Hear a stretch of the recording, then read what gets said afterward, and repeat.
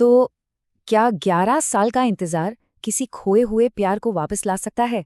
या फिर क्या समय हर जख्म को भरने की जगह उसे और भी गहरा कर देता है? आज हम प्रेमचंद की एक बहुत ही क्लासिक कहानी 11 वर्ष का समय में इन्हीं सवालों के जवाब ढूंढने की कोशिश करेंगे। ये कहानी है नियति की, उम्मीद की और एक ऐसे रिश्ते की जो एक बाढ़ में कहीं खो गया था। तो चलिए इस रहस्यमयी कहानी की दुनिया में चलते हैं। कहानी की शुरुआत होती है एक बहुत ही गहरी उदासी के एहसास से।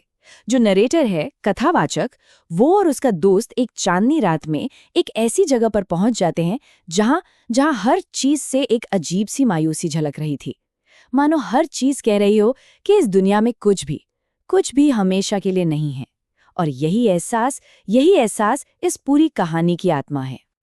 तो होता यह है कि रास्ता भटक कर ये दोनों दोस्त एक ऐसी जगह पहुंच जाते हैं जो सिर्फ एक खंडर नहीं है। नहीं, वो भूली बिसरी कहानियों और उस इलाके की पुरानी दंत कथाओं का घर है। और यहीं से कहानी का असली रहस्य शुरू होता है। और फिर वहां पहुंचकर कुछ अजीब होता है। जो कथावाचक का दोस्त है वो एकदम से चुप हो जाता है, बिल्कुल खामोश, और एक पुराने मंदिर को बस घूरने लगता है टकटकी लगाकर, जैसे वो किसी बहुत गहरी याद में डूब गया हो। उसकी ये जो खामोशी है ना, यही कहानी का पहला सुराग है। सवाल ये उठता है कि आखिर इस वीरान जगह से उसका क्या रिश्ता हो सकता है। उस खंडर की जो खामोशी थी वो अब टूटने वाली थी, और एक ऐसे रहस्य से जिसकी किसी ने कल्पना भी नहीं की होगी। एक सफेद साया उनकी तरफ बढ़ रहा था। जरा सोचिए, एक वीरान खंडहर, आधी रात का समय, और दूर से एक सफेद साया आता हुआ दिखाई देता है। ये वो पल था जिसने दोनों दोस्तों के दिलों में एक अजीब सी सिहरन पैदा कर दी। तो सवाल यही था कि इस भुतहा मानी जाने वाली जगह पर आखिर ये कौन हो सकता है? कोई इंसान, या फिर उन कहानियों का, उन दंत कथाओं का कोई किरदार? लेकिन जब वो लोग हिम्मत करके थोड़ा पास जाते हैं तो डर की जगह हैरानी होती है। वो साया किसी भूत का नहीं था, नहीं, बल्कि एक ऐसी महिला का था जिसके चेहरे पर एक देवी जैसी शांति थी, एक दिव्यता थी। उसकी मौजूदगी ने उस डरावने से माहौल को भी जैसे पवित्र कर दिया था। और फिर एक वादा लेने के बाद कि ये राज किसी को पता नहीं चलेगा, वो महिला उस खंडर की दीवारों में दफन एक बहुत दुख भरी कहानी सुनाना शुरू करती है। एक ऐसी कहानी जो 11 साल लंबी थी। तो उसकी कहानी शुरू होती है ठीक 11 साल पहले से। हाँ, यही वो 11 वर्ष का समय है जो इस कहानी का टाइटल भी है। ये वो जमाना था जब ये खंडहर एक जीता जागता खुशहाल गांव हुआ करता था, और उसकी अपनी जिंदगी भी उम्मीदों से भरी हुई थी। लेकिन शादी के सिर्फ 1 साल बाद एक रात एक ऐसी प्रलय की बाढ़ आई जिसने सब कुछ छीन लिया। उस खौफनाक रात की भगदड़ में, उस अफरा तफरी में, वो सिर्फ अपना घर नहीं खोती बल्कि अपने पति से भी शायद हमेशा हमेशा के लिए बिछड़ जाती है।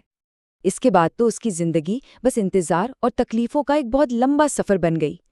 पहले पिता के घर में उम्मीद के सहारे इंतजार किया, फिर भाभी के घर में जुल्म सहे, और फिर सिर्फ 16 साल की उम्र में बिल्कुल अकेली पड़ गई। आखिरकार उसने इसी खंडहर में अपनी ही भूली बिसरी जिंदगी के मलबे के बीच पनाह ली। पिछले 5 सालों से वो यहीं दुनिया से छुपकर रह रही थी। अब ये पूरी कहानी जब वो औरत सुना रही थी तो कथावाचक का दोस्त एकदम खामोश था, बिल्कुल चुप। लेकिन उसकी आंखों में एक अजीब सी हलचल थी। कहानी का सबसे बड़ा रहस्य अब खुलने वाला था, और उस रहस्य की चाबी उसी के पास थी। और तभी उसकी वो गहरी खामोशी टूटती है। वो कहता है, देवी, आपने आधी कहानी तो बता दी है, जो कुछ बाकी है वो कहानी अब मैं पूरी करूंगा। बस ये एक वाक्य, और इस एक वाक्य ने वहां मौजूद हर किसी की दुनिया पलट कर रख दी। वो अपनी कहानी सुनाता है, बताता है कि कैसे वो भी उस बाढ़ में मौत के मुंह से बाल बाल बचा था। एक व्यापारी उसे बचाकर कलकत्ता ले गया। वहां उसकी एक नई जिंदगी शुरू हुई, उसे पढ़ाया लिखाया गया, बिल्कुल एक नई पहचान मिली। लेकिन जब वो 9 साल बाद वापस लौटा तो यहाँ सिवाय तबाही के कुछ नहीं था। उसे लगा कि उसने अपनी पत्नी को हमेशा के लिए खो दिया है। और फिर वो उस महिला की आंखों में सीधे देखकर कहता है, वो अभागा इंसान कोई और नहीं बल्कि तुम्हारे सामने ही बैठा है। 11 साल सोचिए जरा, 11 साल का दर्द, इंतजार और अकेलापन सब एक पल में खत्म हो गया। ये शायद नियति का ही वो पल था जिसके लिए दोनों ने अनजाने में ही इतने दुख सहे थे। लेकिन पूरी तरह यकीन करने के लिए एक आखिरी सबूत चाहिए था। महिला उसका हाथ देखने के लिए कहती है, और जैसे ही वो उसके हाथ पर उस पुराने काले तिल को देखती है, 11 सालों का वो लंबा फासला एक पल में सिमट जाता है। ये सच था, बिल्कुल सच। ये जो टाइमलाइन है ये हमें दिखाती है कि कैसे उन दोनों की जिंदगी अलग अलग लेकिन एक दूसरे के समानांतर चल रही थी। जरा सोचिए, दोनों एक दूसरे से पूरी तरह अनजान अपनी अपनी लड़ाई लड़ रहे थे। ये एक ही कहानी के दो हिस्से थे जो 11 साल बाद एक होने का इंतजार कर रहे थे, बस उन्हें पता नहीं था।